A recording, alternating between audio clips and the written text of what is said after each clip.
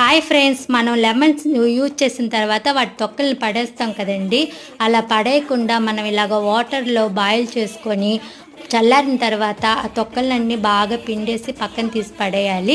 ఈ వాటర్లో ఒక స్పూన్ బేకింగ్ సోడా, ఒక చిన్న గ్లాస్ వైట్ వెనిగర్, ఒక స్పూన్ లైజాలు, ఒక స్పూన్ విమ్ లిక్విడ్ వేసి కలుపుకొని మనం ఈ లిక్విడ్ని రెడీ చేసుకొని ఒక స్ప్రే బాటిల్లో పోసి పెట్టుకుంటే ఈ లిక్విడ్ చాలా బాగా యూజ్ అవుతుందండి.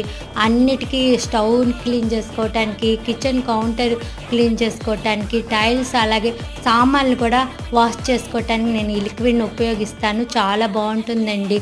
ఈ స్మెల్కి మనకి బొద్దింకలు, సన్న సన్న పురుగులు కూడా ఏమి రావు. చాలా క్లీనింగ్గా మనకి ఈజీగా క్లీన్ అయిపోతుందండి.